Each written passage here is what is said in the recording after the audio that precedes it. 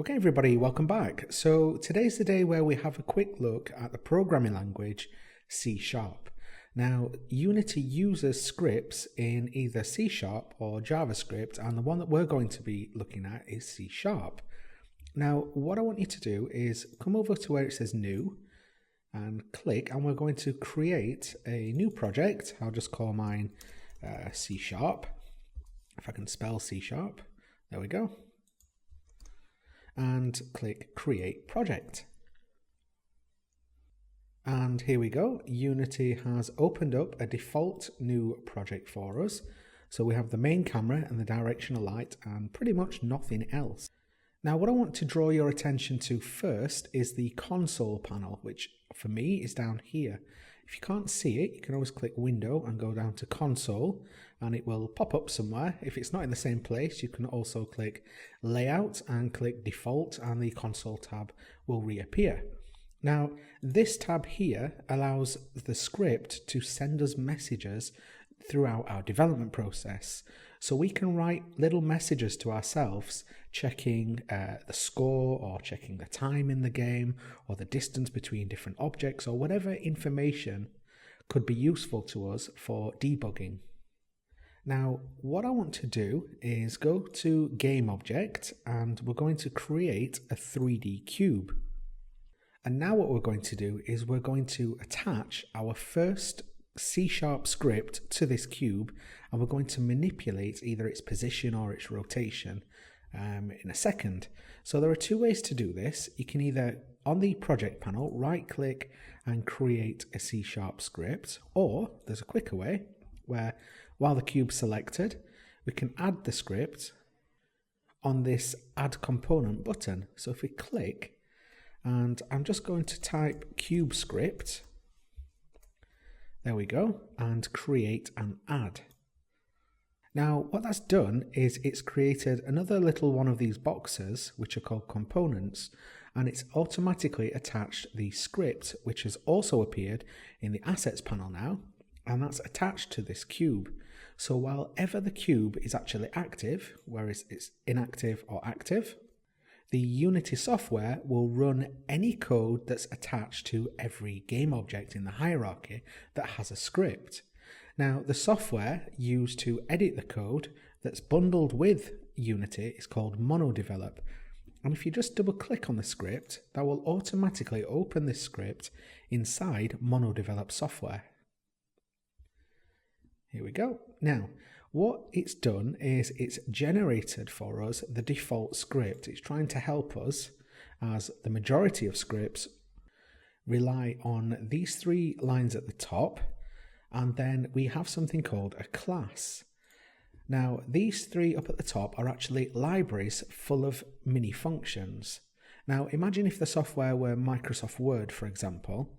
One of these would be for fonts, for example. And some of the code would say, if you click on the B button in the software, I want you to access the function inside one of these libraries, get hold of the text and make it bold. So these three libraries up at the top contain the majority of the base functions that people use for general coding in Unity.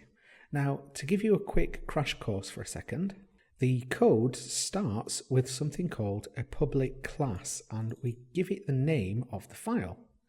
MonoBehavior is an additional library for MonoDevelop, the software that Unity understands. It also comes with these two blocks of code. Now, a code block is opened with a curly bracket and it ends with another curly bracket, and whatever's written inside is the code that's executed. So every script, when it first starts off with a start function and an update function. Now, every script that we generate in the manner that we did earlier on with in Unity comes with this default code. And because we're including libraries that are specific to the software, Unity will know what to do with a function called start and a function called update. Now, the start function is what's run as soon as I press play. So if I click the play button, whatever's written inside that start function will affect the cube. Now, we don't have any code written there, obviously, so nothing's happening. The difference in that and the update function is it says that it's called once per frame. So this will run over and over again every single frame. Now, imagine you were looking at a film strip and a timeline. The software, when you export it to an app or export the game to a desktop, for example, will run between 30 and 60 frames per second, provided it's been optimized. That means that whatever code is written inside here will actually be executed up to 60 times a second. So what I want to do is I want to click inside the start function, and we're going to use an inbuilt function called debug, and we're going to log a message. Now, I'll explain what this is in a second. For now, just copy me and then we'll go through this. So I'm going to write the word started inside the debug log. And then I'm going to write again underneath, and I'm going to write inside quotes, updating. Now, if you save the file, and I'm just going to move MonoDevelop across to the side and switch to the console inside Unity. Now, whatever I write as a debug, which is an inbuilt function, it will log a message, whatever's written inside the quotes, to the console. So because we have this script attached to the cube, when we press play, whatever's written inside start will be executed. So we can expect the word started to appear once. And then whenever the cube is active on the scene and the script is attached to the cube, this update statement will run between 30 and 60 times a second, as it runs once per frame, and we can have up to 60 frames a second. So we can expect a message to be written here over and over and over again. So make sure the file is saved, come back to Unity and hit play. So down on the console, we have a start message that says started. That's occurred once. And now the update statement is looping over and over again whenever the cube is active. So we can see the message updating is getting written repeatedly. Now, you may not have this in 2 lines. Yours may actually be down the page like so, where the message is repeating over and over again. And that's simply because I have this little button here that collapses the function for me. So any message that is exactly the same will be collapsed and it will be incremented on the right hand side. If you can't see this at all, make sure you have this button pressed here, which will show the debug messages. Okay, so there we go. Now you can see how the script actually interacts with the console, and we've written a message onto the script. Now let's jump back across to the script for a second, and I'm just going to go through what this actually means. Now, debug is a built-in function. If I write it again, we can see here, look, it's a class containing methods which are functions, and it aids us with debugging the game. So it's specifically written to write messages to the console. When I press a full stop, I can then go inside and I can access the different properties of this function. And then to write to the console, the one that we want to use is log, to log a message. And you can see here that it expects brackets after the word log and then the message to be written inside. So if I open up with a bracket, it now tells me that I need to write the message, and it's asking for something called a string. Now, a string is a sentence or phrase inside of 2 quotes. So whatever is written inside is classed as a string, and this can be numerical or text-based. Now, after the message, we can see that it expects another curly bracket. And then what we do to finish the line and tell the code and the system that we finish with the line is to add a semicolon. And that's what's known as the basic syntax, or the grammar really, of the programming language, where we will write a function and then we will pass in a parameter that the function requires, and depending what type of parameter it requires, this area here will change. Okay, don't worry, we're going to be doing this a lot, and it will all make more sense when we put it into practice. Now, what I want to do is come up into this area here, because what we have is the public class, which is the script for the cube script. And you can see that it opens here and it ends here down at the bottom. If I just click there, look, you can see how the software shows you the opening and closing areas of this actual class. It's kind of like a group of functions. And then inside the class, then you will have individual functions. So you could see this as, for example, a book, and then these would be the chapters inside. So what we can do is we can add additional chapters to our book. If I wanted to add a new one, which I could call press the button, for example, then all I have to do is follow the same kind of rules as a function requires. An opening and a closing bracket, and then open up what's called a code block, and then close my little section. And then this will be a new chapter in the book. This now means that whatever I write inside will be classed as the pages of that chapter. And if you were to turn to this chapter, this is the code that will be executed and you'd expect to see have an impact on the scene that you're viewing. So I'll just delete that for a second, as it's just gibberish for demonstration purposes. Now, what I want to do is come up to this area here, and I want to show you how we can add some additional variables to this class. And then these functions will be able to use these variables and manipulate their values. So a variable, you're probably thinking, what's a variable? So a variable is simply the name of an item that has a value. For example, you can have a variable that's a number, and that value could be a number 1, and then the code could multiply that number every second, and it would be able to dynamically override this variable and change its value. So for example, you can have public and private variables, and what I'm going to do is something called an integer. Now, it's referred to as an int, meaning integer, and then all I have to do is give it a name. So, for example, it could be my number, could be the integer, and then I could assign it a number 1. Okay, so now we've declared our first variable. We've chosen that we want to make our variable an integer, which means it's a number, it's actually a whole number, and then we've said our variable's name will be my number, and I've assigned it the value of a number 1. So let's create another one, and let's have a public integer, and I'll call it my second number. And I will assign that the value of 10. Now, if I wanted to choose a number that wasn't a whole number, then I would use something called a float. Now, a float has decimal points, and it's followed by the letter F. So my float could be 5 and an F, and then we close the line again with a semicolon.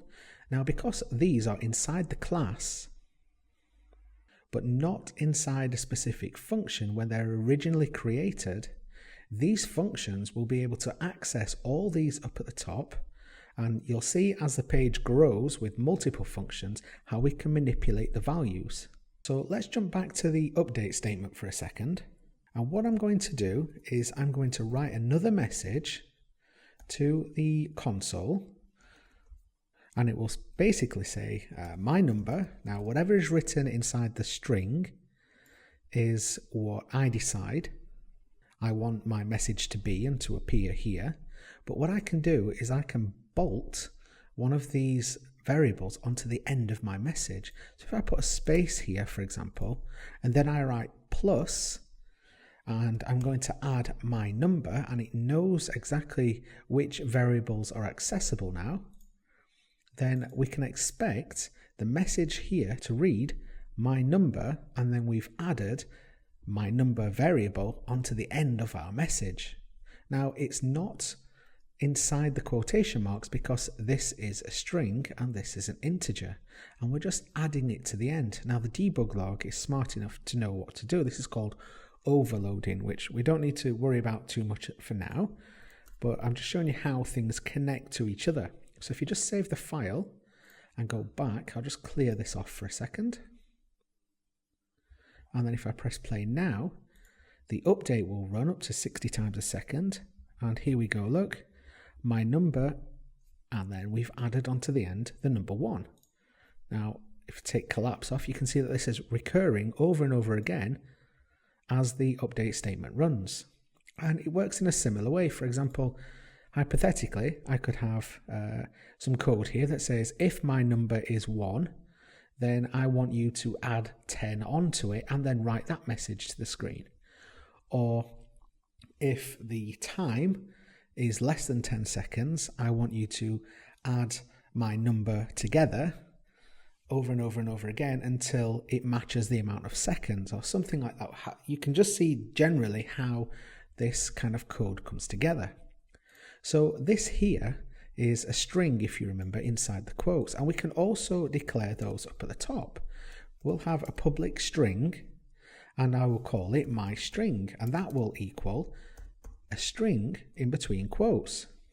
So if I write the word happy inside there, for example, now this is a string.